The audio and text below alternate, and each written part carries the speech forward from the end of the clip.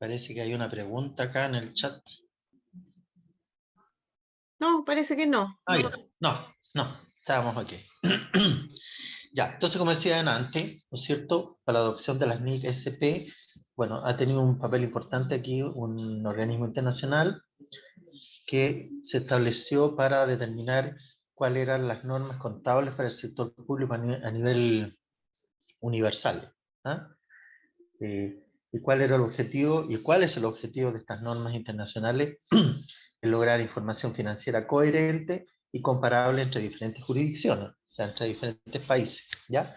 La adopción de las NISP debe mejorar tanto la calidad como la comparabilidad de la información financiera que presentan las entidades del sector público.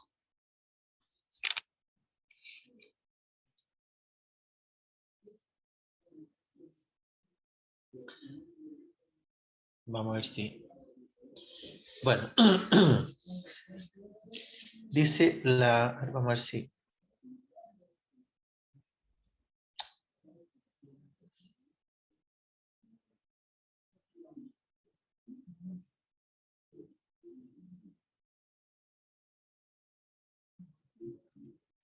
Ya. A ver, vamos a verificar un dato nomás. Voy a retroceder un poquito.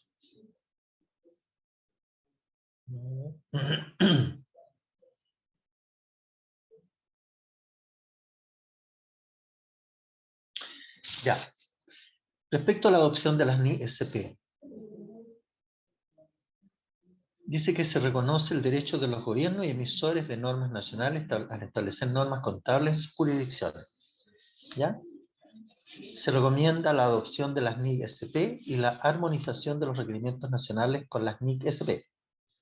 Ejemplo, los estados financieros cumplen con las NIC-SP solo si cumplen con todos los requerimientos de cada NIC-SP que les sea aplicable. Por ejemplo, bueno, aquí reconoce el gobierno chileno la aplicación, ¿no es cierto?, de las normas internacionales de contabilidad para el sector público, ¿ya?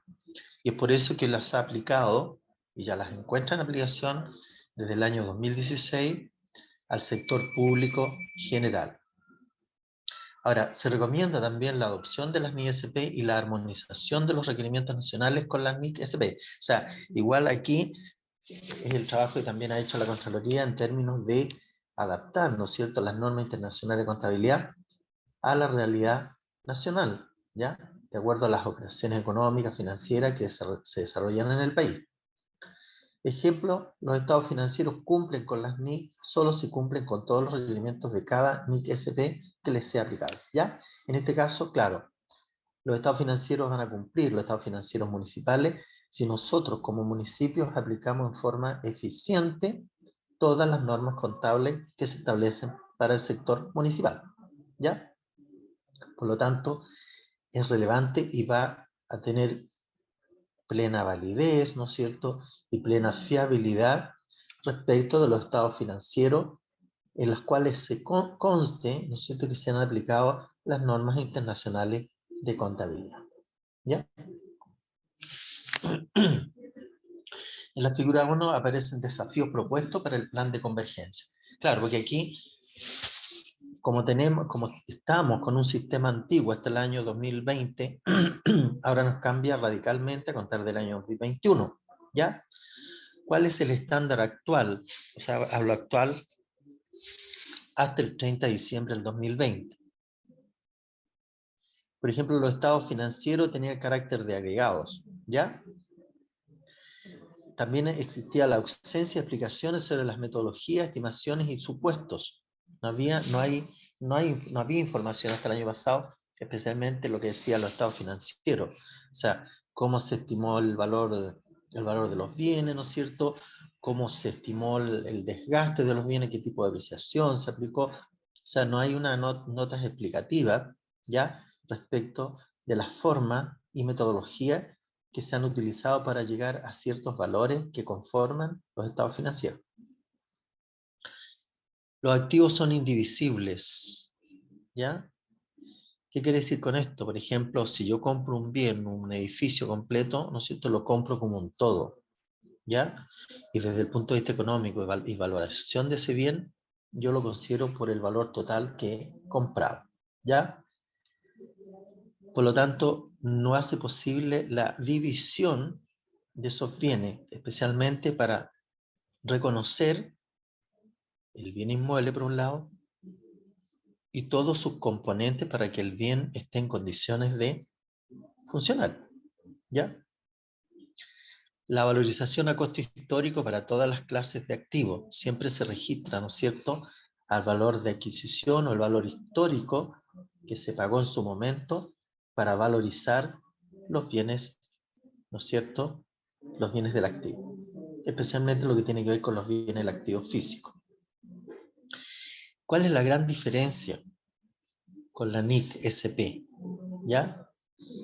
¿Qué permite la norma internacional de contabilidad frente a lo que teníamos hasta el 30 de diciembre del 2020? Primero que nada, los estados financieros tienen que ser por cada servicio municipio, en forma independiente, ¿ya? Aquí cada servicio, ¿no es cierto? Y cada municipalidad es una unidad contable diferente una de la otra. Dice, aparecen las notas explicativas que revelan cómo se construyó la información contable, ¿ya? Cómo se logró llegar a los resultados o a los saldos, por ejemplo, de cada una de las cuentas. ¿Qué ocurrió? ¿Cómo se registraron los procesos? ¿Cómo se determinaron ciertos valores, ¿no es cierto? ¿Qué criterios se utilizaron para la valorización de ciertos activos? Acá aparece lo que son los activos divisibles en sus componentes principales. Y aquí sí que se nota esta nueva normativa, en el sentido de, ¿no es cierto?, de poder determinar que un activo no es solamente un todo, que también puede tener ciertos componentes y que tienen valores razonables, valores importantes dentro del valor general del bien. Y aquí hemos citado varias veces como ejemplo un edificio, ¿cierto? En la cual el edificio como tal no solamente es el edificio, sino que también tiene ciertos componentes para que el edificio pueda funcionar, como por ejemplo los ascensores, ¿cierto? Quizá a lo mejor algún sistema de generación de electricidad, que también forma parte del edificio. Pero desde el punto de vista de valores, obviamente que cada uno es independiente del otro. Por eso habla de los activos divisibles, o sea, se dividen los activos acá de acuerdo a sus componentes. ¿Y por qué se dividen? Porque tiene el fundamento, porque cada valor, primero que nada, es diferente. Por otro lado, cada bien componente de un activo total, ¿no es cierto? Los años de vida útil son diferentes, ¿ya? Por ejemplo, los años de vida útil de un ascensor o un edificio, obviamente que es diferente a los años de vida útil del edificio en sí. Por lo tanto, en esos casos amerita, ¿no es cierto?, su división como un activo componente, ¿ya? Por ejemplo, el ascensor. Hasta el año 2020, si bien es cierto, el proceso que se registraba, ¿no es cierto?, era como un todo, ¿ya? Recuerden ustedes que cuando se compraba un edificio, tanto costó el edificio, se activó, ¿no es cierto?, le dimos los años de vida útil y empezamos a revalorizarlo y depreciarlo. Pero en el fondo, lo que se estaba haciendo no era real, ¿ya? Porque quizás dentro del activo en general habían otros activos también muy relevantes desde el punto de vista valórico que diferían o eran diferentes del activo principal, ¿ya? Lo cual, con las NIC SP, viene a corregir por decirlo de alguna manera, esa deficiencia en términos de registrar separadamente cada uno, ¿no es cierto?, de los bienes que conforman el activo principal. ¿Ya? Y por último tenemos la valorización justo para determinadas clases de activos. ¿Alguien me podría comentar a qué se referiría, por ejemplo, el valor justo de un bien? A ver, alguien que lo comente. ¿Cuál sería el valor justo de un bien?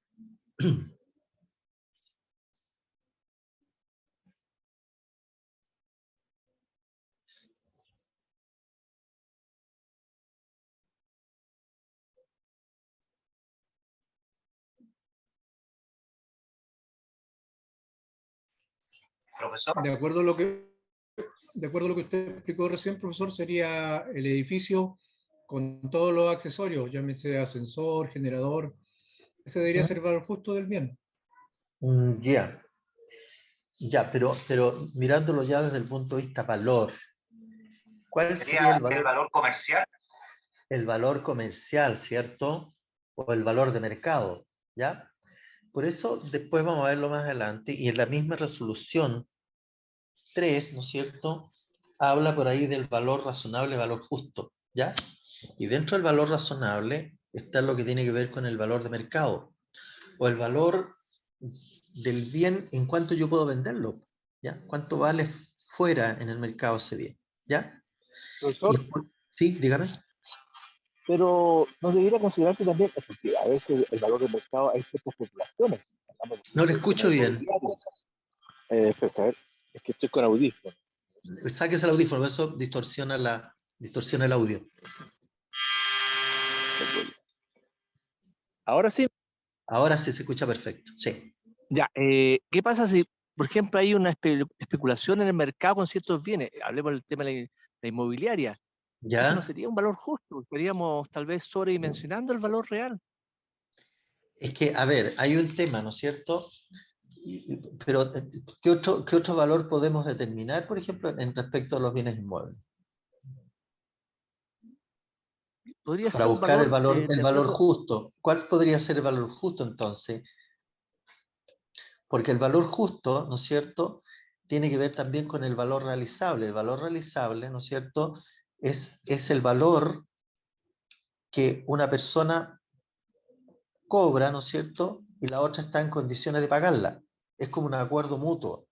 ¿Y eso a través de qué se obtiene? ¿Cómo obtengo yo esos valores? A través del mercado, digamos, desgraciadamente. ¿Ya?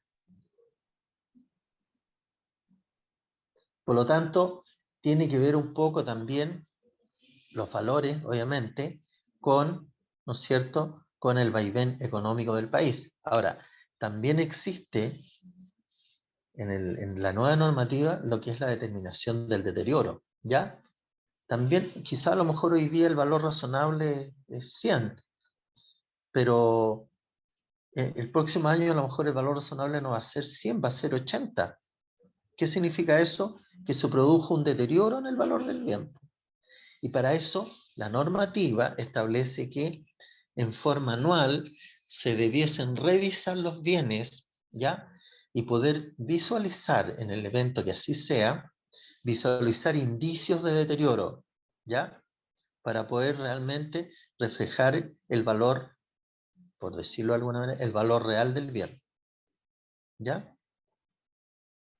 Ahora, cuando existen indicios de deterioro, ¿cierto? Porque el deterioro no hay que homologarlo con depreciación. Ojo, la depreciación es el desgaste, ¿no es cierto?, propio por el uso del bien.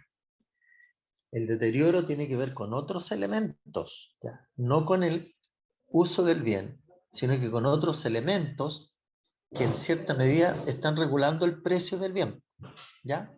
Como el mismo mercado, ¿ya?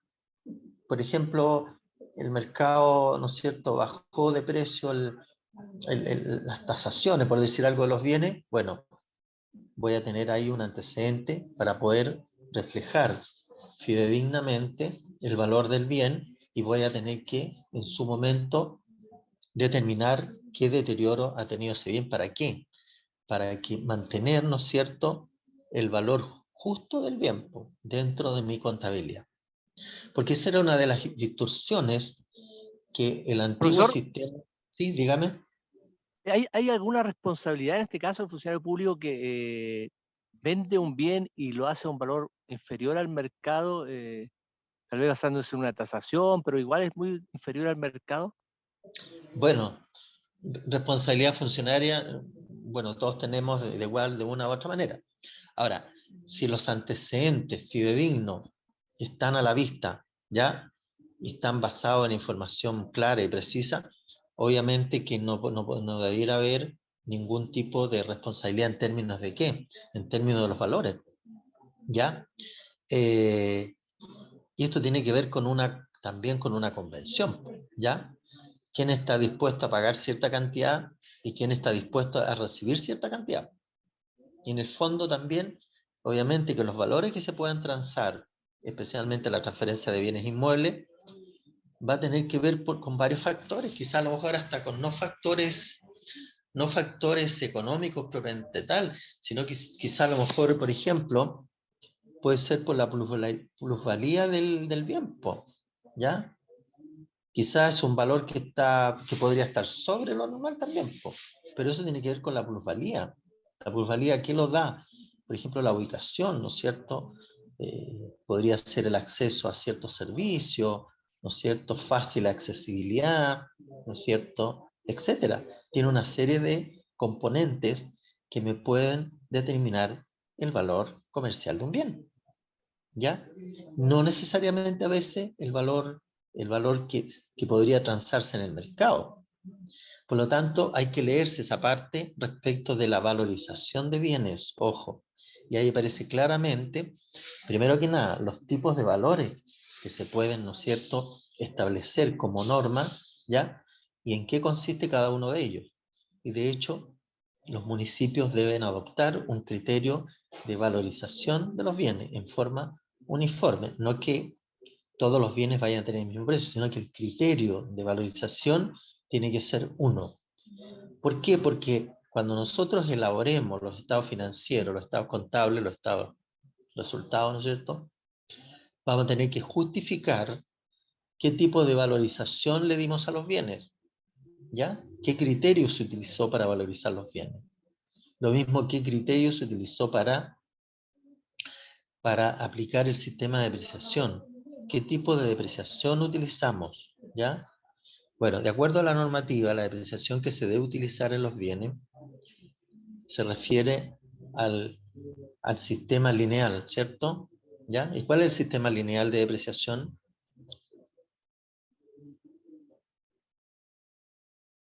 Alguien que lo comente. ¿Cuál es el sistema lineal?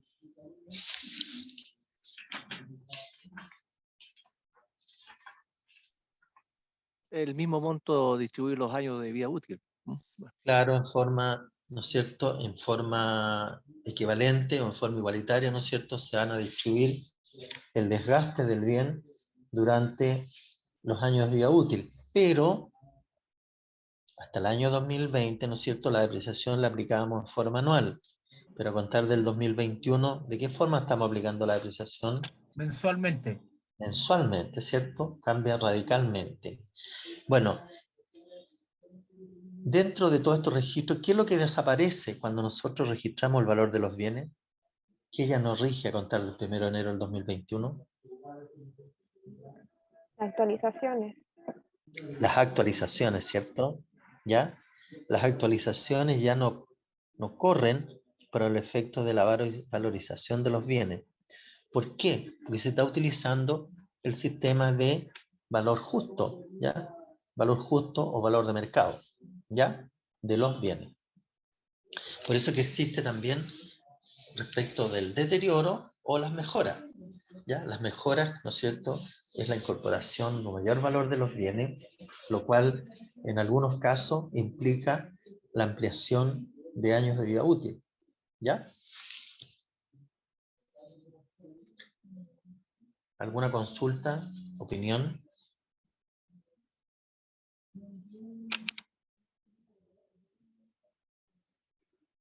Bueno, seguimos.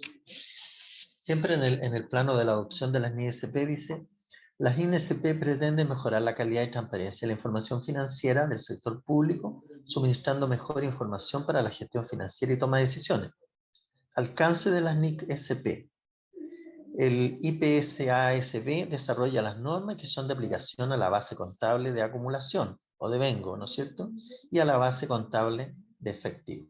¿Ya? En el caso de los ingresos, ¿no es cierto?, la base de registro contable está en base a la acumulación, el devengo, y a la base contable de efectivo.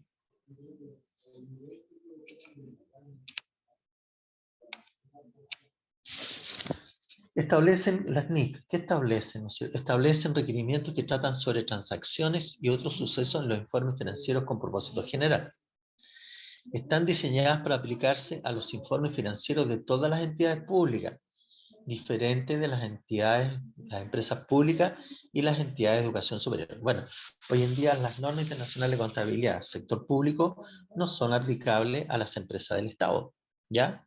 Por ejemplo, a Codelco, a Ferrocarril del Estado, por ejemplo, bueno, y a otras diversas empresas que son, ¿no es cierto?, de propiedad estatal.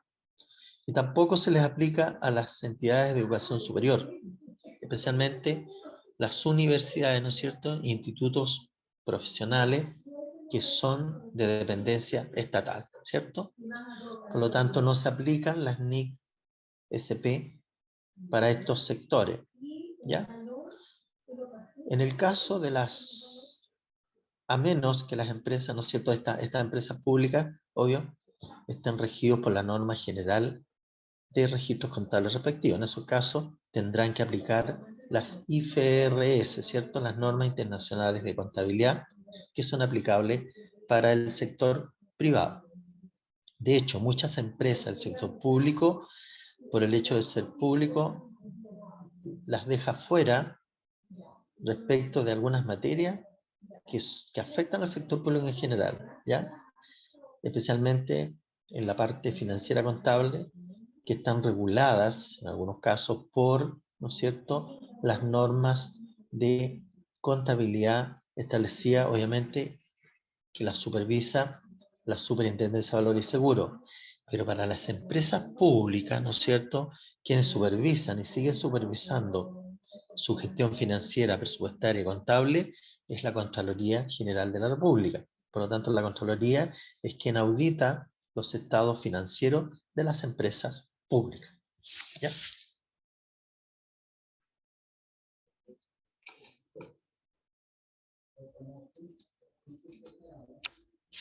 ¿A quiénes se les puede aplicar las NIC SP?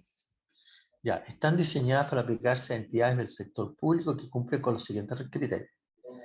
Son responsables de la prestación de servicios para beneficiar al público o redistribuir los ingresos y la riqueza.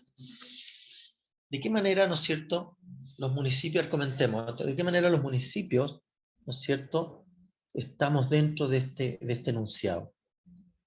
Cuando hacemos qué.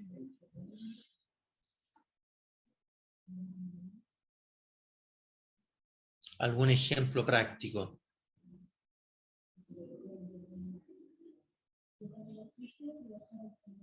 ¿Qué tipo de prestación de servicio entregamos a la comunidad?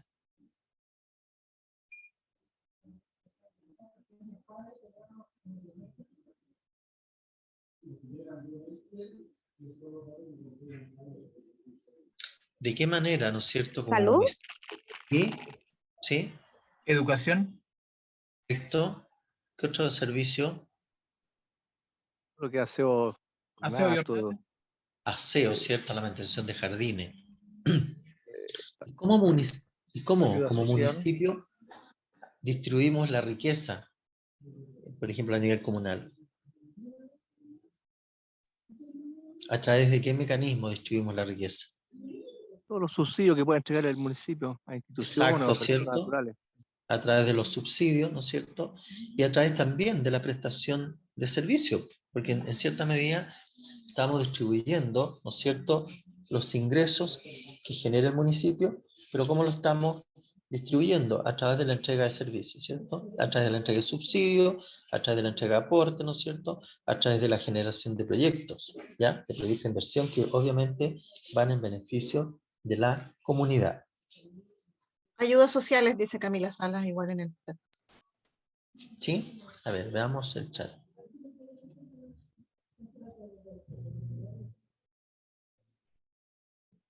Correcto, perfecto, a través de las ayudas sociales, perfecto, ¿cierto? Bueno, de esa manera los municipios hacemos una distribución de la riqueza. Luego, ¿no es cierto? Principalmente financia sus actividades directas e indirectamente por medio de impuestos o transferencias de otros niveles de gobierno, contribuciones sociales, deuda u honorarios. ¿Ya? Bueno, Los municipios financian sus actividades, obviamente, con la recaudación de los impuestos locales, ¿no es cierto? Los impuestos comunales, impuestos y derechos comunales, ¿ya? También algunos lo hacen en casos muy excepcionales, ¿no es cierto?, para financiar las actividades a través de la adquisición de deuda, ¿ya? U honorarios. Pero generalmente los municipios estamos definidos aquellas entidades que para satisfacer las necesidades comunales, ¿no es cierto?, lo hacemos a través de la recaudación de impuestos, de derechos y de ingresos que por disposición legal, ¿no es cierto?, le han ido otorgando ciertas facilidades y atribuciones para que pasen a formar parte de las arcas municipales, ¿ya? Y por último, algo fundamental que no tiene objetivo principal obtener ganancias, ¿ya? ¿Ya? A ver, esperemos un segundito, ¿eh?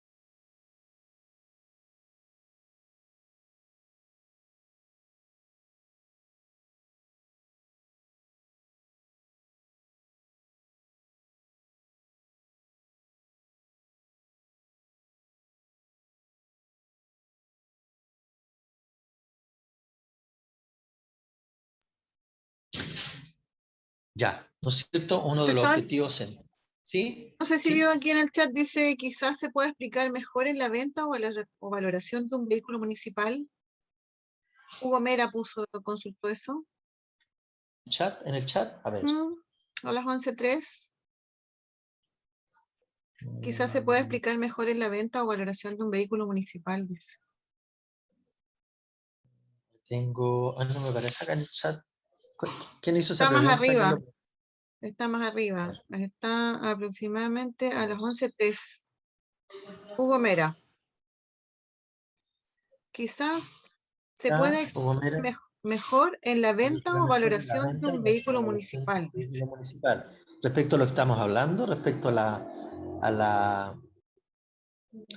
la obtención de ganancias, ¿a eso se refiere? No, ahí no me queda claro. Se A lo mejor puede refería abrir su al valor micrófono. comercial. ¿A qué se refería? Ahora explique. Se refería al valor comercial.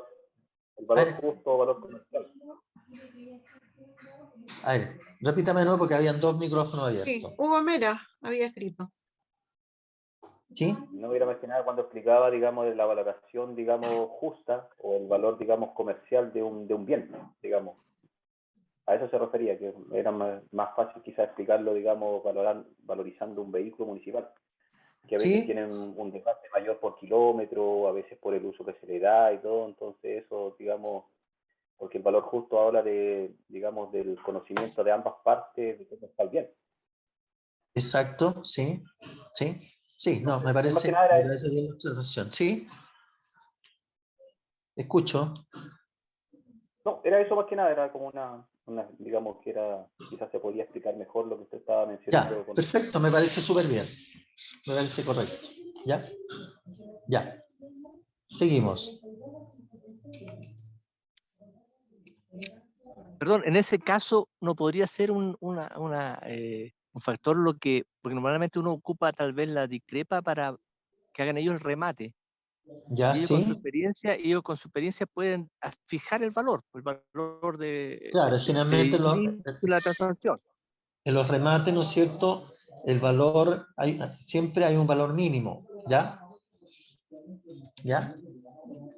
Siempre hay un valor mínimo. Bueno, cuando se hacen los remates, se supone que son, en general, ¿no es cierto?, salvo excepciones, son bienes en desuso, ¿ya? Que en teoría cumplieron sus años de vida útil y que no están siendo usados, por eso se están rematando. Tiene otro sentido, digamos. Se supone que esos bienes ya lo más probable es que existan a valor 1 en los sistemas, ¿ya? Pues ya cumplieron su año de vida útil, a menos, ¿no es cierto?, que en su momento se les haya determinado un valor residual, ¿ya? ¿Cuál es el valor residual? El valor residual es como el valor de desecho desde el punto de vista contable, ¿ya? ¿Qué pasa? Que cuando establecemos un valor residual o valor de desecho, cuando se termina la vida útil del bien, el valor del bien queda registrado a valor residual, ¿ya? Y ahí terminó el bien y quedó en ese valor. Ahora, ¿qué sucede cuando queremos hacer cualquier acción de venta, un remate? Obviamente que el valor mínimo debiera ser el valor residual. ¿Para los efectos de qué? De poder recuperar al menos ese valor. Porque cuando nosotros establecemos el valor residual, es el valor que pueda adquirir el bien cuando ya cumplió su vida útil. ¿Te fijas? Ahora, obviamente que podría darse el caso que producto del remate o la venta pueda ser inferior al valor residual. En esos casos, ¿no es cierto?, tendremos que hacer los ajustes contables para registrar fehacientemente cuál fue el valor, en definitiva, que se vendió. Por lo tanto, la diferencia tendrá que ser absorbida, ¿no es cierto?, por, ¿no es cierto?, el resultado del ejercicio. O directamente una disminución patrimonial. ¿Ya? ¿Por qué? Porque ese bien, desde el punto de vista de valor residual, está contabilizado como un activo y forma parte del patrimonio. ¿Ya?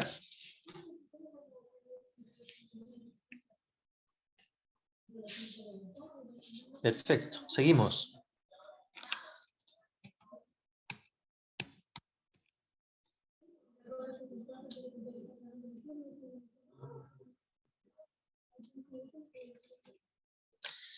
Ya, acá tenemos la convergencia de las NISP. ¿Cuáles son los fundamentos del proceso en Chile? ¿Ya?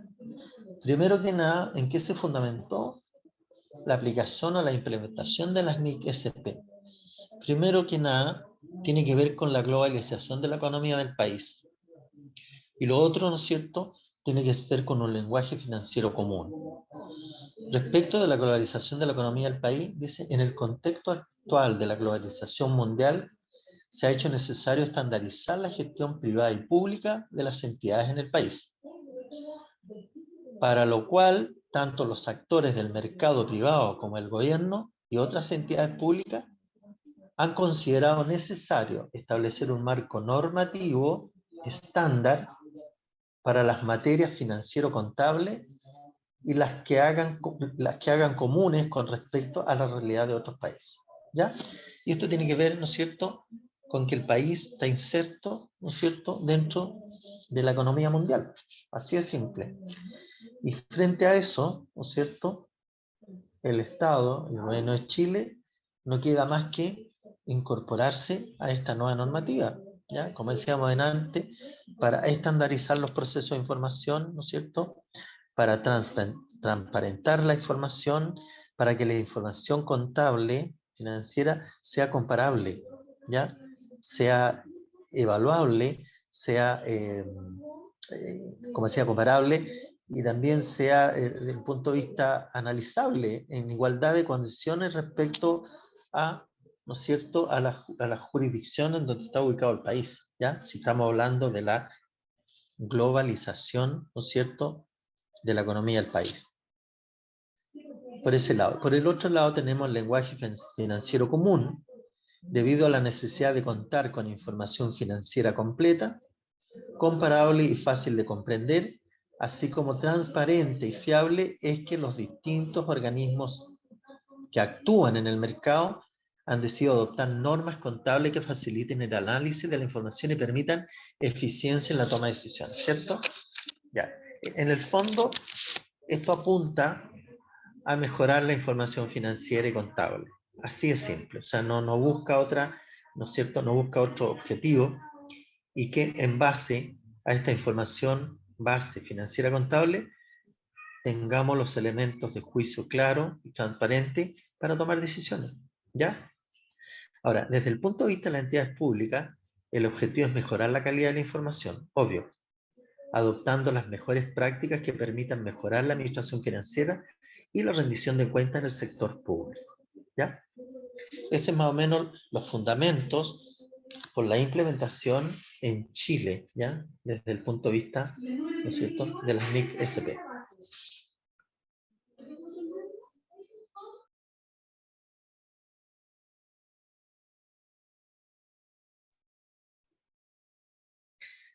Ya, seguimos.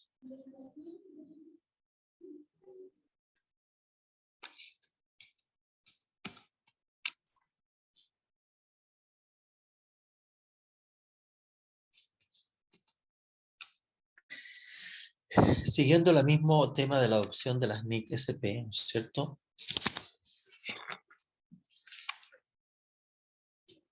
Dice, en el pasado el uso de estándares contables locales en algunos países había dificultado la comprensión y transparencia de sus cifras de gobierno.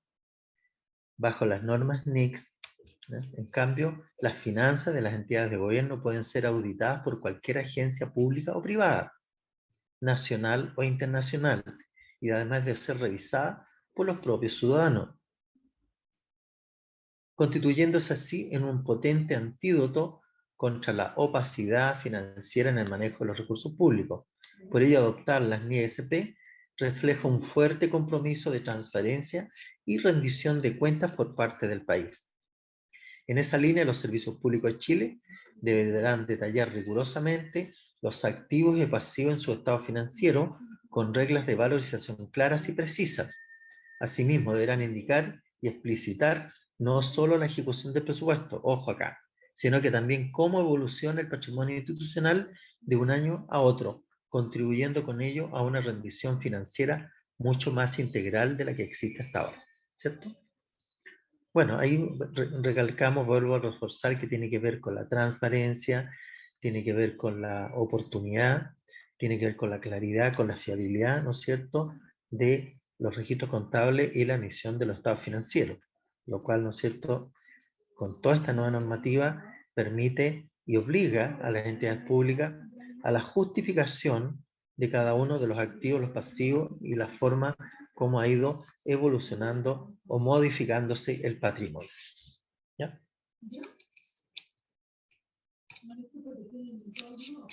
Bueno, al adoptar las normas, ¿no es cierto?, las NIC-SP, obviamente que esto implica costos y también, obviamente, beneficios. Bueno, esperamos que los beneficios sean superiores a los costos, ¿ya? Pero debiera ser así como se implementó este sistema. Primero, ¿cuáles son los costos? Primero, la resistencia al cambio de todos los actores, entidades, auditores externos, academias, organismos reguladores, ¿ya? Bueno, nació todo un rechazo, que es natural, ¿no es cierto?, respecto a este nuevo procedimiento y estas nuevas normas de aplicación contable. De hecho, hasta los mismos profesionales contables auditores o expertos en materias contables también han visto un poco de resistencia a la aplicación de estas normas, ¿ya? Y es como relevante, ¿por qué? Porque imagínense ustedes de la creación de estos sistemas que ya hacen bastante tiempo, ya los profesionales, los técnicos en el área, es como que ya están acostumbrados, ¿ya? Es como romperle los paradigmas con esta nueva normativa, ¿ya? Pero que de igual forma hay que aplicarla y hay que reconocerla. ¿Por qué? Porque está reconocida internacionalmente por parte del país Chile, ya que integra todas estas comisiones, todos estos organismos internacionales de contabilidad. También, ¿no es cierto?, ¿cuál es el otro costo? Necesidad de formación y capacitación permanente de todos los actores involucrados. Esto implica, obviamente, costos en la implementación de este sistema. ¿Y qué tipo de costos? Estamos hablando de costos de capacitación, ¿ya? Por tanto, no son montos menores en términos de, ¿no es cierto?, implementar este sistema o estos procesos. También el costo, el riesgo de adoptar conceptos, principios, criterios y técnicas propias de otros ámbitos geográficos y culturales, ¿ya? Es un costo también, ¿ya? Estamos incorporando nuevos procedimientos que, si bien es cierto, no están aplicados en nuestro sistema, pero que sí, producto de este reconocimiento, sí vamos a tener que ser aplicados y que proviene de otras entidades, ¿no es cierto?, que no son entidades propias municipales. La necesidad, ¿no es cierto?, de adecuar el sistema de información de gestión financiera al Estado, ¿cierto? Eso significa también un costo, se tuvo que adecuar, y la adecuación de todos los sistemas contables municipales también, ¿ah? Que especialmente, por ejemplo, respecto del sistema de apreciación, nuestro sistema contable informático establece un sistema de apreciación anual, pero ya a partir de esta normativa, la depreciación, acuérdense ustedes que es mensual, por lo tanto, eso implica que nuestros sistemas informáticos deben empezar a adecuarse a esta nueva normativa. ¿Ya? También es un costo, ¿por qué? Porque significa alterar el programa computacional que desde hace muchos años atrás, ¿no es cierto?, me viene calculando la apreciación en forma anual, pero que a partir de este ejercicio me la tiene que determinar en forma mensual. Y eso implica modificación en el sistema o en el programa informático municipal, ¿ya? Que también tendrá un costo, ¿ya?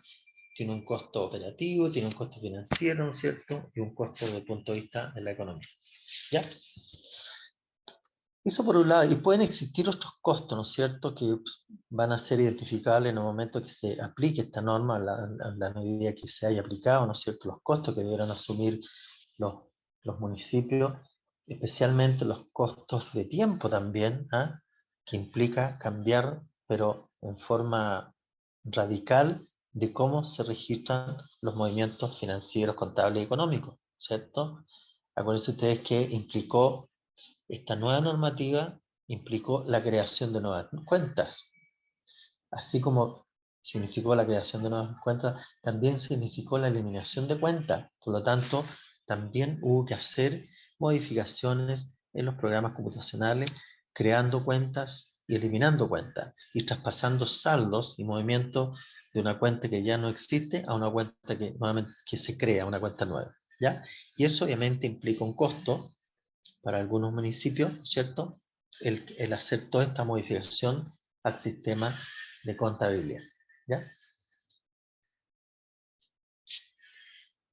¿Qué beneficios obtenemos con la implementación de este sistema?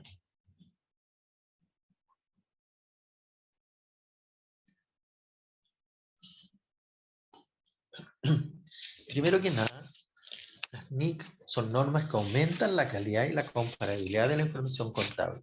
Beneficio, ¿cierto? Se obtiene mayor detalle de la información contable. Hay cuentas que nos vamos a dar, ¿no es cierto? Vamos a poder percibir que hay cuentas que vienen desagregadas. Por ejemplo, en la cuenta de los ingresos por percibir, vienen los ingresos por percibir a corto plazo y los ingresos por percibir a largo plazo. Ya vamos a tener que ir definiendo en esos conceptos, ¿no es cierto?, cómo se han originado esos ingresos. Lo mismo ocurre con los gastos, ¿ya?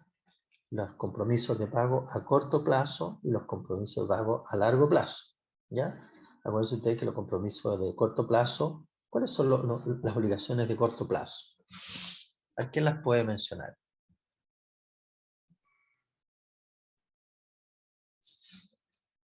¿Cuáles son los compromisos municipales a corto plazo o los compromisos a corto plazo?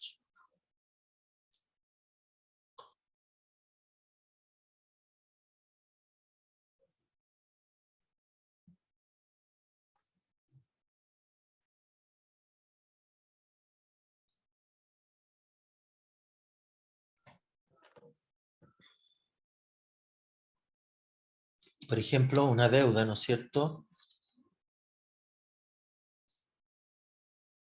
Soledad Olmedo dice servicios básicos, Luis Rosales Parra dice pago común, Claro, pago esas proveedores y remuneraciones.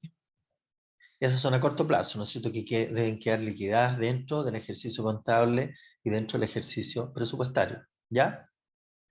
También, Son aquellos, profesor, bueno, son aquellos que no superan el año contable. exacto, justamente. Deben quedar resueltas al 31 de diciembre del año respectivo, ¿cierto? Esas son las de corto plazo. Pero hay algunas que son más que de corto plazo, por ejemplo, el pago de remuneraciones, hay que pagar, de acuerdo a usted, mes a mes. Es un aspecto, ¿no es cierto?, prioritario en el proceso de pago y en el proceso financiero, ¿ya? Acuérdense ustedes que dentro de la estructura de gastos, ¿no es cierto?, tenemos que priorizar la normativa o las instrucciones, ¿no es cierto?, apuntan a que los gastos presupuestarios deben tener cierta priorización. ¿Qué prioridad podemos dar entonces a los gastos presupuestarios?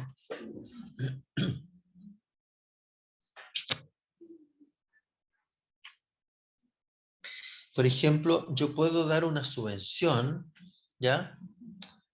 Una subvención cualquiera, por cualquier monto, si tengo remuneraciones pendientes por pagar.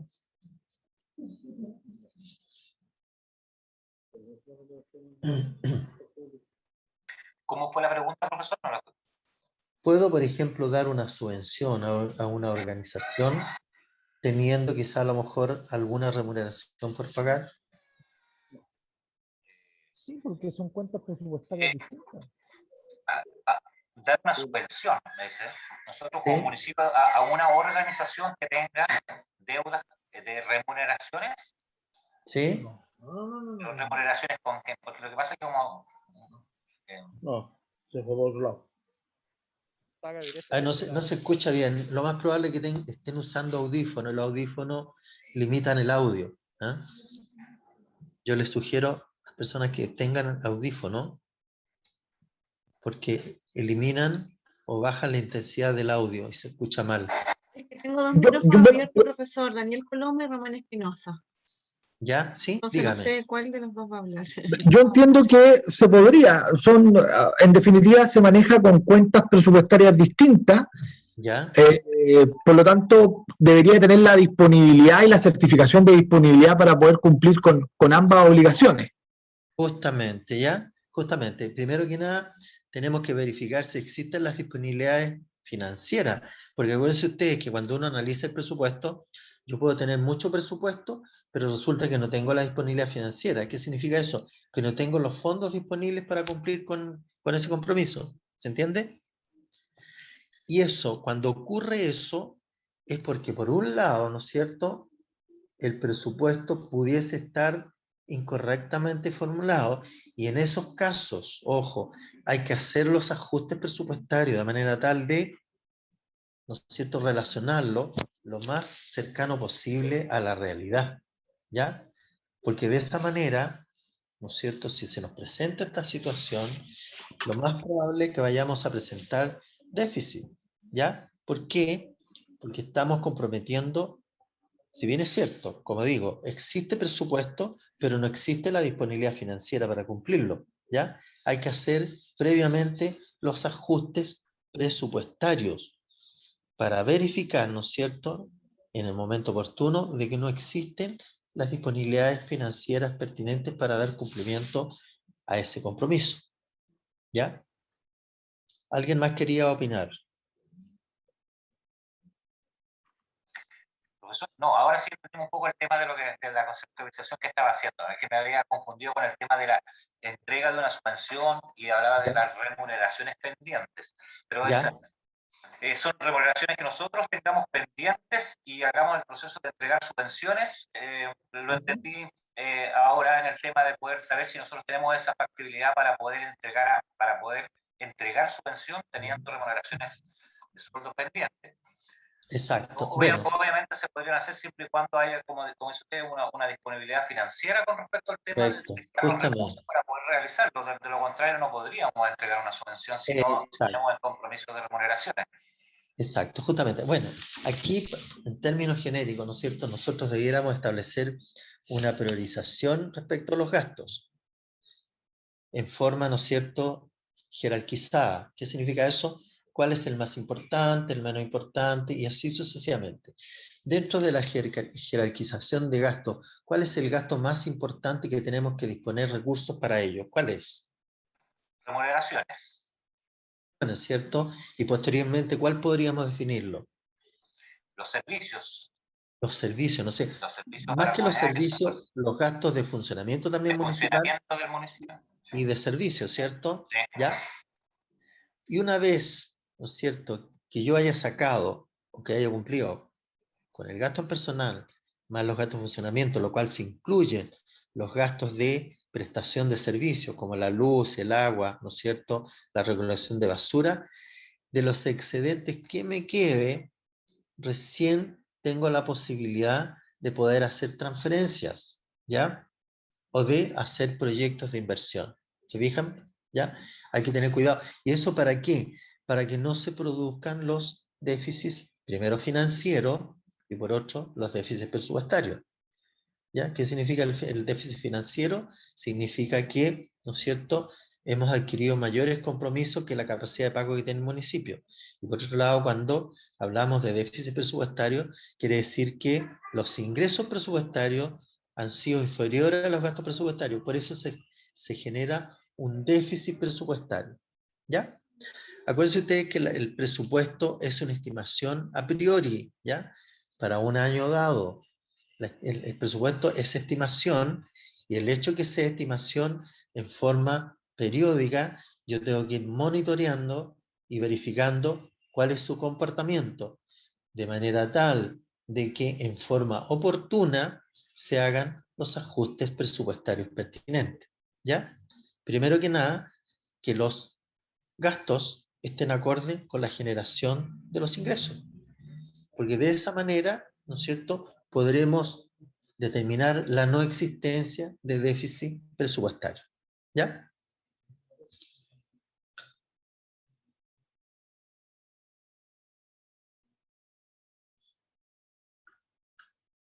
Luego dice, la información contable registrada bajo las NISP agrega valor de largo plazo a los servicios públicos y al gobierno. ¿Ya? Bueno, hasta el año 2020 solo conocíamos, ¿no es cierto?, los compromisos o los ingresos en el momento que nacía el derecho de cobrarlo. Pero respecto de esos derechos o de esos compromisos, nunca se han clasificado si estos tienen el carácter de corto plazo o tienen el carácter de largo plazo, ¿cierto? ¿Ya? Pero en este proceso sí se reconoce y debe reconocerse cuáles son los ingresos por percibir o las cuentas por cobrar que son a corto plazo y a largo plazo. ¿Ya? Tanto los compromisos como los ingresos. ¿Ya? Luego, siguiendo con los beneficios, el sistema dice, hacen mucho más fácil la comparación de los logros o rendimientos entre los gobiernos. ¿Ya? También aquí tiene que ver con un aspecto ya más bien hasta internacional, ¿cierto? Cuando el gobierno, el Estado, solicita créditos internacionales, como en el Banco Mundial, el Banco Interamericano de Desarrollo, ¿no es cierto?, la OEA, la Unión Europea, etc. ¿Ya? En ese caso, cuando todas estas entidades de corte internacional tienen la posibilidad de financiar ciertas actividades al interior de los países, obviamente tiene que evaluar, ¿no es cierto?, el posible cliente para estos efectos. Y tendrá que determinar si la nación país tiene la capacidad financiera para poder cumplir posteriormente con los compromisos. ¿Ya? Ojo con eso. ¿Ya? En el caso, ¿no es cierto?, de los municipios como entidades autónomas, de igual forma hay que tener cuidado en eso, ¿ah? De tratar de comprometer el municipio hasta la capacidad financiera de que dispone. ¿Ya? De lo contrario, se va a transformar en una deuda que podría transformarse no en una deuda a corto plazo, quizá a lo mejor una deuda de largo plazo que igual va a repercutir en los ejercicios financieros y presupuestarios posteriores. ¿Ya? Dice que la convergencia en las NISP es recomendada por organismos como la Unión Económica Europea, el Fondo Monetario Internacional, la ONU y el Banco Interamericano de Desarrollo. ¿Ya? Era lo que yo planteaba antes, ¿no es cierto?, que son organismos internacionales los cuales disponen de recursos y financian actividades ¿no es cierto?, o proyectos dentro de las naciones asociadas, ¿ya? Pero para ello utilizan, obviamente, la información financiera, contable, presupuestaria de cada una de las naciones. Cómo se manejan, ¿no es cierto?, en ese ámbito para poder optar a los beneficios de crédito o de aportes no reembolsables, ¿ya? Porque de hecho hay hasta aportes no reembolsables dentro de estos servicios o organismos internacionales. Luego tenemos, ¿no es cierto?, al converger las NISP se habrá fortalecido la transparencia, la probidad, ¿ya?, y la rendición de cuentas de cada uno de los servicios. Además, ¿no es cierto?, la convergencia NIC-SP y la adopción de esta normativa, ¿ya?, es visto como una herramienta crucial para la estabilidad del sistema económico mundial también, ¿ya? También se conoce la situación económica del sector, ¿no es cierto?, de la jurisdicción, como también en el aspecto económico mundial, ¿ya?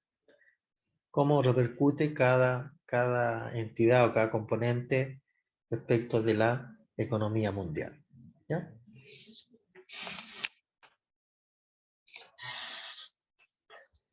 Bueno, respecto de las NIC-SP, seguimos en la misma tónica. ¿Cuáles son las NIC-SP vigentes? ¿Cómo se estructura una NIC-SP? ¿Qué contiene? Aquí vamos a tratar de explicar un poco en qué consisten, ¿no es cierto?, las NIC, etc. Hay algunas que no son de aplicación para el sector público de las municipalidades, ¿ya? Vamos a ver. Y acá tenemos un listado de normas, ¿no es cierto?, que podemos irlas analizando. Primero que nada, la NIC-SP1, NIC Internacional de Contabilidad. La 1, obviamente, que es aplicable primero la presentación de los estados financieros. La NIC-2, el estado de flujo efectivo, que se implementa, ¿no es cierto?, con la nueva tipo de información contable que hay que entregar. Las NIC-SP3, ¿no es cierto?, políticas contables, cambios en las estimaciones contables y errores. También forma parte, ¿no es cierto?, de la nueva normativa. Quizá acá podamos tener algún tipo de divergencia y esos efectos de las variaciones en las tasas de cambio de la moneda extranjera, ¿ya? Quizá a lo mejor puede ser que alguna entidad, algún municipio pueda obtener algún crédito internacional, pero parece muy poco probable, pero que en una de esas, ¿no es cierto?, podría darse. También los costos por préstamo. Generalmente los municipios no están autorizados para endeudarse en la banca comercial, ¿ya? También la NIC-6 establece los estados financieros consolidados y separados. Aquí cobra valor, ¿no es cierto?, lo que conversamos delante respecto a la parte conceptual, que señala que los estados financieros, ¿no es cierto?, deben permitir la consolidación y también permitir que cada unidad mantenga sus registros contables en forma separada, estableciendo para cada una de estas entidades públicas comunidades contables. La NIC-7, ¿no es cierto?, quizá a lo mejor es un poquito más compleja porque habla de las inversiones en asociadas. Y cuando habla de inversiones asociadas, quiere decir que el municipio está invirtiendo en otra entidad, cosa que es poco probable, ¿ya? También la participación en negocios conjuntos, ¿ya? Sí, donde tenemos aplicación plena es la NIC SP8, que tiene que corresponder a los ingresos de transacciones con contraprestación, ¿cierto? Pues pueden haber transferencias, ¿no es cierto?, aportes con contraprestación, y pueden haber aportes sin contraprestación, sino que son recursos de libre disposición del municipio. Bueno, también tiene que ver en la NIC 10 la información financiera en economías y Profesor, perdón, ¿sí? una consulta. Cuando usted dice que los municipios le está prohibido establecer alguna relación comercial con la banca, ¿eso deja fuera los leasing o es que hay que solicitar autorización al Ministerio de Hacienda y hay una posibilidad? Claro, están permitidos a los municipios, la regla general no están autorizados, pero sí pueden ser autorizados por el Ministerio de Hacienda a través de la Dirección de Presupuesto, ¿ya? Y para eso hacen un estudio económico financiero completo, ¿no es cierto? Si la municipalidad está en condiciones de poder asumir en cierto periodo de plazo, ¿no es cierto?, ciertas cuotas de pago en forma mensual, ¿ya? De igual forma, el Ministerio es bien cauteloso a la hora de otorgar estas autorizaciones, ¿ah? Y esto tiene que ver con un préstamo en sí, ¿no es cierto?, financiamiento a través de la banca comercial, como también el sistema de leasing, que en el fondo también es un sistema de préstamo, ¿no es cierto?, y de financiamiento con opción de compra, en la cual la compra se concreta a través del último periodo de pago, ¿cierto? Por lo tanto, mientras el bien, ¿no es cierto?, se esté pagando, no hay dominio municipal, ¿ya? Luego tenemos los contratos de construcción, que es la NIC 11, obviamente, que los municipios estamos permanentemente frente a contratos de construcción. ¿Por qué? Porque estamos habilitados como municipio dentro de las actividades, ¿no es cierto?, el mejoramiento urbano, ¿no es cierto?, el mejoramiento de calle, etcétera, etcétera. Por eso que todos estos procesos se desarrollan, ¿no es cierto?, a través de los contratos de construcción. Tenemos la NIC SP12, que son los inventarios, ¿ya?, que también ha establecido innovaciones, ¿ya?, en la conformación de estos inventarios. ¿Cuál es la gran novedad que trae la NIC SP, ¿no es cierto?, respecto de los inventarios? Primero que nada, ¿no es cierto?, hay una variación muy importante respecto a la valorización de los bienes de uso. Segundo, ¿no es cierto?, ya no hay sistema de revalorización de los bienes. Punto 2, ¿no es cierto?, la valorización de los bienes, ¿no es cierto?, tenemos que considerar el valor de mercado o el valor realizable de los bienes. Otra, el cambio, ¿no es cierto?, del sistema de depreciación, que la depreciación ya no es anual, sino que la depreciación es mensual, ¿ya? Bueno, establece el mismo sistema de depreciación que un sistema de depreciación lineal, pero lo hace aplicable en forma mensual, ¿ya? Dentro de los inventarios también incorpora lo que es, ¿no es cierto?, la valorización posterior de los bienes, ¿ya? Y también la valorización por los deterioros que puedan sufrir los bienes, que son elementos que se incorporan en este nuevo proceso, ¿ya?, que hasta el 30 de diciembre del año 2020 no existían, ¿ya? Luego tenemos la NIC 13, que tiene que ver con los arrendamientos, ¿ah?, que sale toda la normativa respecto de cómo consideramos los costos que implica, ¿no es cierto?, el efectuar o suscribir los contratos de arrendamiento. Quizá a lo mejor podemos ver acá respecto de los arrendamientos. Ojalá que lo encontremos.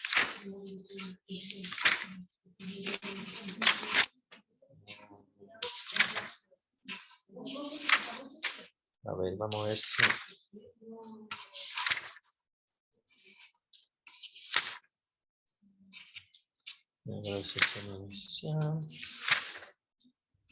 Bueno, no aparece claramente acá respecto de los arrendamientos, que me gustaría haberlo explicado.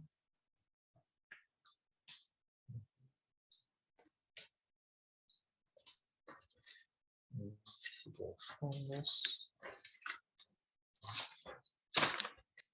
financieros.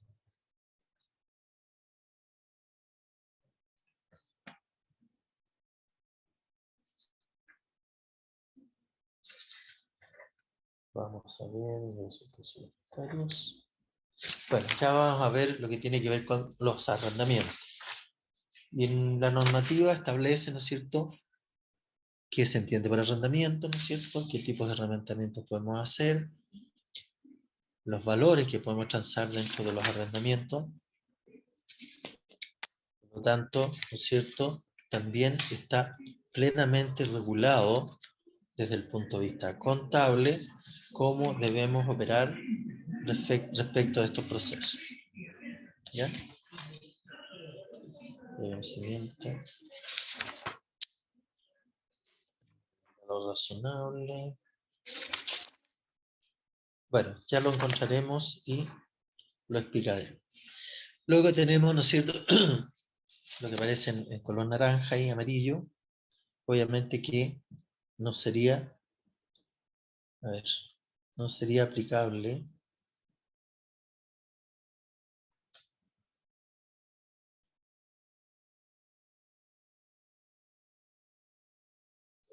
¿No es cierto? No sería en general teóricamente aplicable, pero sí hay partidas, por ejemplo, las propiedades de inversión. ¿Cómo reconocemos las propiedades de inversión? ¿Ya? Que son, a ver si aparece, propiedades de inversión. ¿Me permite un segundito, profesor? Sí. Estimado, tengo una conexión Municipalidad de Alhué. ¿Me indican su nombre, por favor? No sé quién es. Porque los tengo por nombre, no los tengo por municipio, entonces no sé a quién corresponde esa conexión. Para actualizar la asistencia.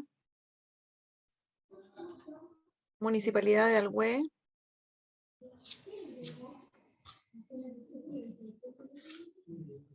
Por último, se anotan en el chat de la plataforma, por favor, para actualizar. Gracias.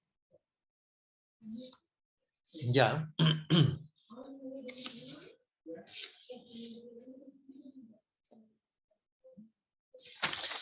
Ya, seguimos. Bueno, las propiedades de inversión tienen que ver con todos aquellos bienes que la municipalidad haya construido, en la cual requiere sacar alguna rentabilidad o un arriendo o un ingreso producto de esa inversión. ¿Ya? Tenemos las propiedades de planta y equipo, ¿ya? Que también es un tema que tiene que ver con los bienes que posee el municipio, ¿ya? Los bienes en planta y equipo, ¿ya?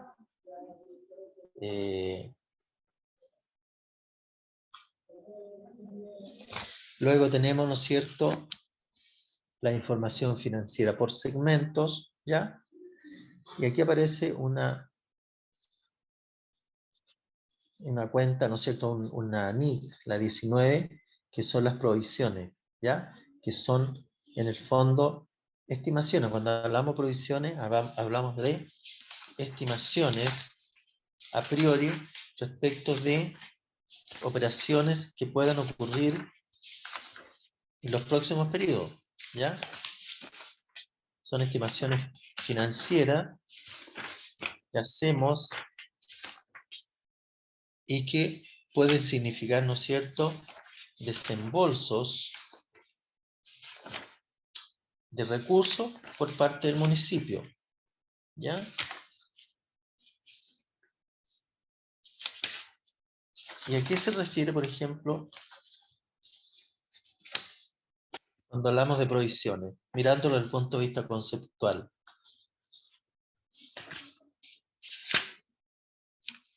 ¿Alguien puede comentarlo?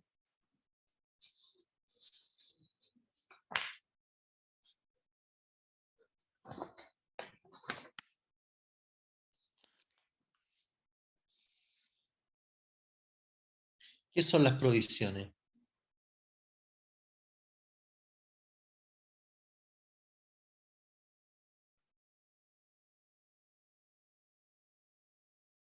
Bueno, yo les voy a leer qué es lo que son las provisiones para que lo conozcan en forma más textual. Dice, una provisión, primero que nada, es un pasivo, ¿ya? Debido a que constituye una obligación presente. Y es probable que para liquidarla, la municipalidad tenga que desprender recursos que incorporen beneficios económicos o potencial del servicio.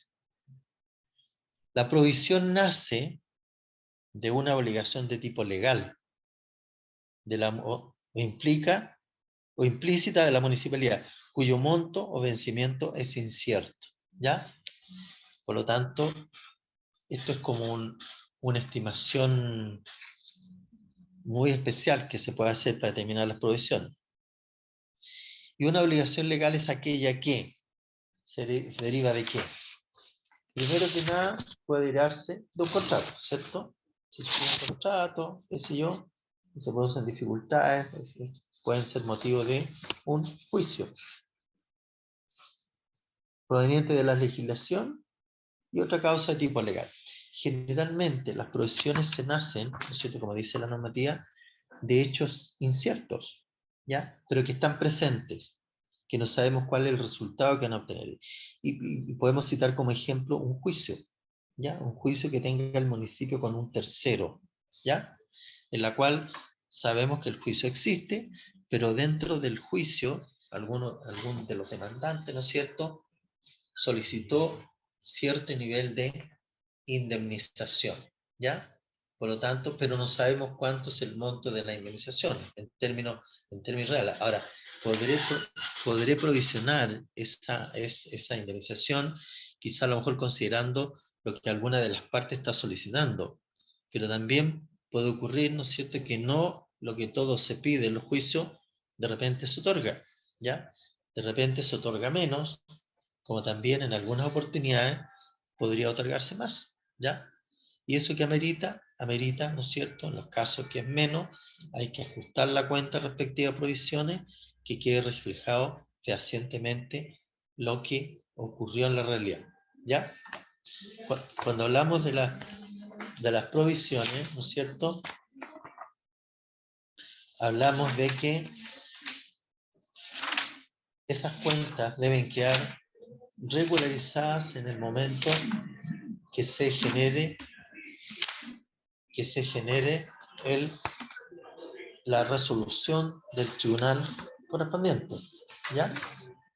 Por lo tanto, en ese momento tendrán que quedar regularizadas las cuentas respectivas, ¿ya? ¿Qué dice respecto a las provisiones? Que es un tema nuevo que no estaba considerado dentro de la normativa anterior. ¿Qué es lo que es una obligación implícita?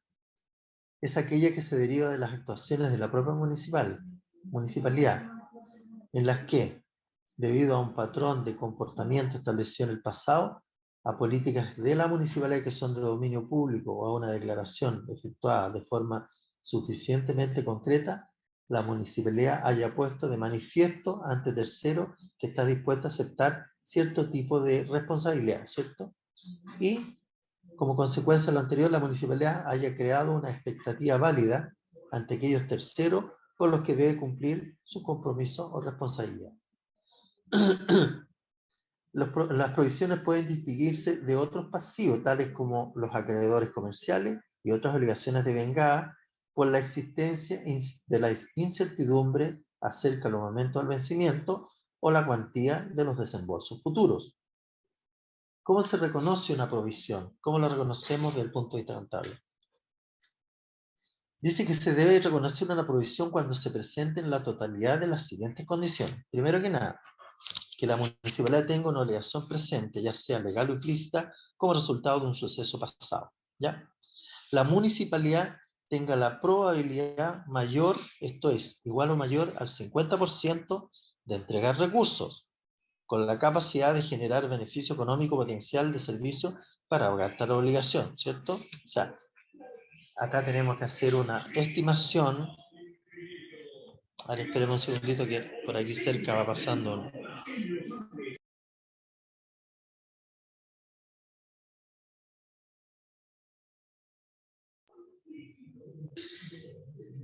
¿No es cierto? Que la municipalidad tenga la probabilidad mayor, esto igual o mayor al 50% de entregar recursos, con la capacidad de generar beneficio económico o potencial de servicio para pagar tal obligación, ¿ya? Y ahí estamos hablando de las provisiones, ¿ya?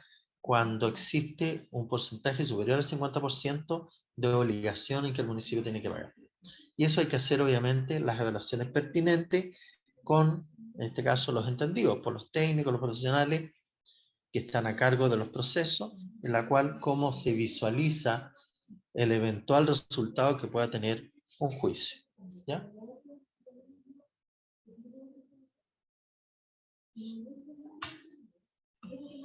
Seguimos, no sé si hay dudas.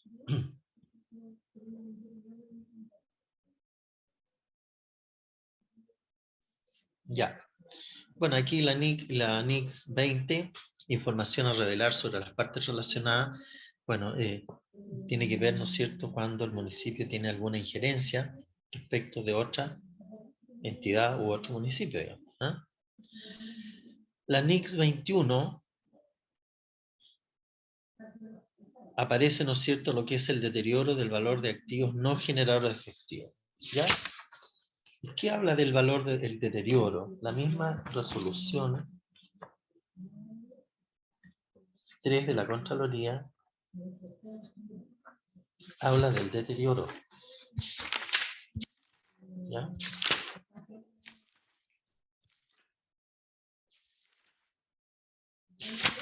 ¿Qué dice del deterioro? Vamos a ver.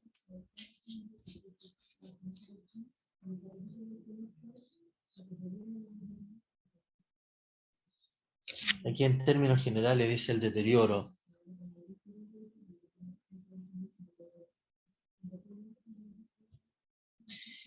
¿Qué dice? Dice, una municipalidad evaluará la fecha de presentación si existe evidencia objetiva de que un activo financiero o un grupo de ellos esté deteriorado. Es aplicable para activos financieros contabilizados al costo amortizado y a los disponibles para la venta. Y acá dice que para identificar la posible existencia de deterioro, se deberá evaluar a lo menos los siguientes indicadores. Ojo, ¿ya? ¿Cómo yo puedo determinar, ¿no es cierto?, si existe deterioro de algún bien? Por ejemplo, dificultades financieras significativas del emisor o del obligado según el tipo de instrumento. Esto estamos hablando de la parte financiera. Infracciones de las cláusulas contractuales tales como incumplimiento o moras en el pago de los intereses o el capital.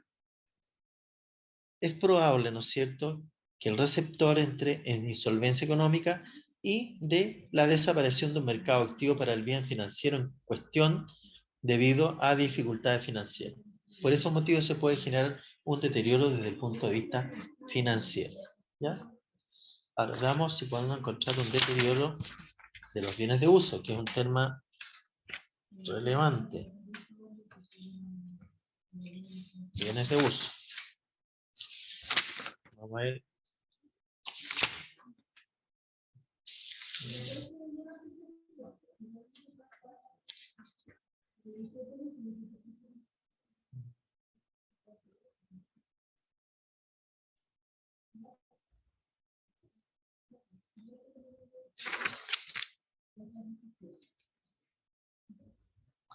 Vamos a ver qué dice respecto de los deterioros.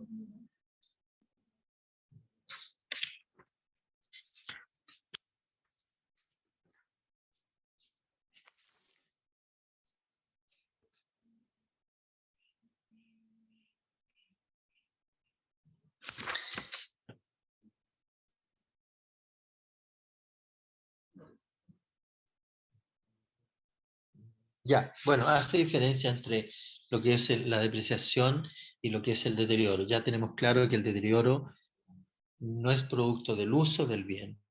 La depreciación sí es el desgaste o el menor valor que tienen los bienes por su uso. ¿Ya? Por lo tanto, el deterioro es el valor que pueda perder, ¿no es cierto?, un activo en general. ¿Ya? Podemos tener un ejemplo de deterioro. A ver, un vehículo que... Claro, un vehículo que ha sido, ¿no es cierto?, sobre recargado de funciones, ¿ya? En la cual evidencia, ¿no es cierto?, que el vehículo no va a durar, ¿no es cierto?, los años de vida útil previamente establecido por la capacidad de trabajo o por la capacidad de exigencia que se le pide a ese bien para el cumplimiento de las funciones, ¿ya? Ese es un deterioro, ¿ya? Deterioro es por la prestación del servicio, por el tiempo de vida útil que pueda generar, ¿no es cierto?, ese bien, ¿ya? Es por la prestación del servicio, más que por el desgaste físico del bien, ¿ya? También, por ejemplo, podemos tener un deterioro por ejemplo, creo que vimos un terreno, ¿ya? Un terreno que tiene cierto valor, pero resulta que la sectorización, el plano regulador, permitió que en ese sector donde está el terreno, quizá a lo mejor se pueda construir alguna industria, que obviamente va a deteriorar la calidad de vida del sector. Por lo tanto, también puede significar que el valor de ese terreno que se encuentra en ese sector, y que tenía un valor 100, pero que hoy día, producto de que se le instala una fábrica, no sé, de 200, 300 metros en el área perimetral donde está ubicado el terreno, por razones de, ¿no es cierto?, por razones de ubicación, de desplazamiento, ¿no es cierto?, del sector de ese terreno, yo veo que hay indicios de que hay deterioro en su precio. Y en esos casos, yo tengo que hacer, ¿no es cierto?, valer ese deterioro. ¿Por qué? Porque ya el bien, cuando se compró y se dispuso, tenía un valor X, pero resulta que ahora tiene un valor y menos X, menos algún valor que se desconoce, ¿cierto? Producto del deterioro por la pérdida de plusvalía del terreno. No por la calidad del terreno, ni mucho menos, sino que es por la ubicación donde quedó insertado, ¿cierto? Y por eso se puede generar,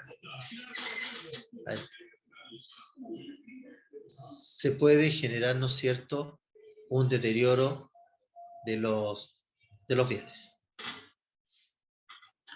Luego tenemos la NIC 22, que es la revelación de información financiera sobre el sector gobierno general, que acá en los municipios no estaríamos incluidos, porque esto habla del sistema de gobierno central. Luego tenemos la NIC SP23, que esta sí es aplicable a los municipios, que tiene que ver con los ingresos de transacciones sin contraprestación. Y aquí estamos frente a los impuestos y las transferencias, ¿ya? Los aportes e impuestos. Acuérdense ustedes que la generación de los ingresos y de los impuestos municipales, cuando yo los recibo, no vienen con nombre y apellido determinado, sino que van a formar parte de la masa total de ingresos del municipio, y el alcalde con su equipo, de acuerdo al presupuesto, le va a dar la aplicación correspondiente, ¿ya? Por eso habla aquí ingreso de transacciones sin contraprestación, o sea, de parte del municipio se reciben los ingresos, pero producto de ese ingreso, cuando yo pago, por ejemplo, el permiso de circulación, no es que esté pagando y diciendo, señor, yo pago mi permiso de circulación, pero esa plata destinenla para tal concepto. No, ¿ya? Por eso que dice que no hay contraprestación. También tenemos la NIC 24, que es la presentación de información del presupuesto en los estados financieros. Y aquí, en el caso general, ¿no es cierto?, el sector público, existe lo que se llama la integración contable. ¿Por qué se habla de la integración contable? ¿Por qué? Pues se está incorporando lo que es la contabilidad propiamente tal versus, ¿no es cierto?, del presupuesto municipal, ¿ya? Por eso existe integración, tanto en la contabilidad pura como, si lo podemos mencionar de esta manera, como la contabilidad presupuestaria, ¿ya? Luego tenemos la NIC 25, que son los beneficios de los empleados, las pensiones y laborales, ¿ya? Bueno, tiene que ver con todos los beneficios que se le pagan a los funcionarios, ¿ya? Las remuneraciones, los bonos, las horas extraordinarias, ¿no es cierto? Las pensiones también, en algunos casos, etcétera. Todo lo que tiene que ver con el gasto en personal tiene que ver con la NIC 25, beneficio a los empleados, y que está claramente señalado en la resolución, ¿no es cierto?, número 3 de la Contraloría General de la República. Vamos a ver.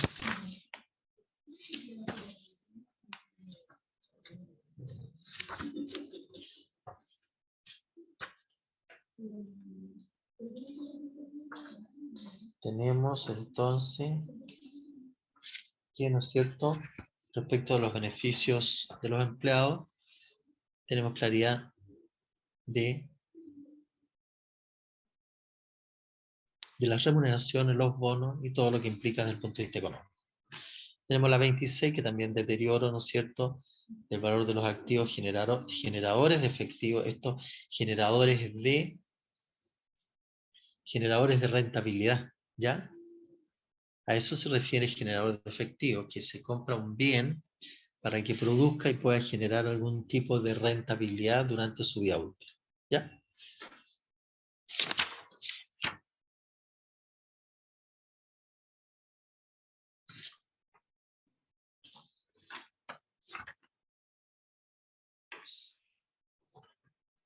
Profesor, Y dígame. ¿va a terminar con esta presentación o nos vamos al break? Usted me indica. Son las Eh, 12:15, tenemos ahora el de 45 minutos. Lleguemos hasta acá para no alterar el horario, ¿ya? Ya. Ya, perfecto. Listo. Nos vemos. Sí, estimados alumnos, les vuelvo a consultar quién está conectado con el nombre de Municipalidad de Alhué. Tengo algunas personas ausentes y no dudo que alguna de esas personas que están ausentes está conectada con ese nombre. Yo no sé a quién corresponde. Y a la vuelta yo actualizo la asistencia, por favor, si me indican quién es.